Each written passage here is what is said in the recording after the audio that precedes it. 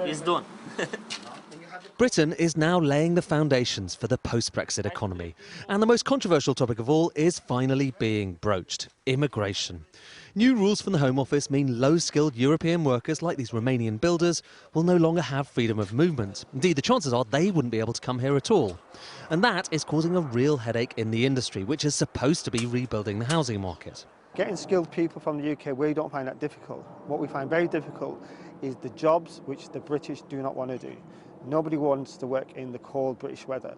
Nobody wants to work in freezing conditions, work outdoors. So unfortunately, that's the difficulty that we've had. It is, in other words, a controversial issue. But the Home Secretary says it is a crucial element of Britain's post-Brexit settlement. This is the first time in decades the government has been able to take back control, run its own immigration system after we've left the European Union, end free movement, end low-skilled migration to our country, which means that we will get migration numbers down. But how does the new points-based system actually work? Well, if you want a visa, you'll need to get up to 70 points. How?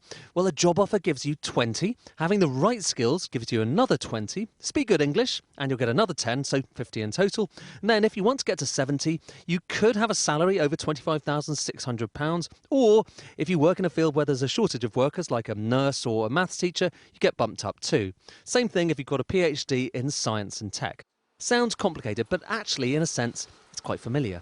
Now, when you look beyond the facade, actually, this new immigration policy rather resembles the last one that dates back from the New Labour era. You've still got to have a job in order to come here. Unless you've got a high skill level, you've got to pass a certain salary threshold. The main difference, of course, is that nowadays it will apply to EU citizens as well. And actually, that is a big shift. So we've got the kitchen here. Another sector at the sharp end of this is hospitality. So we've got Solomon, who's with us from Ghana, and we've got Patrick from Poland. The chances are if you stay at a hotel or eat at a restaurant in this country, at least some of the work will have been done by immigrants.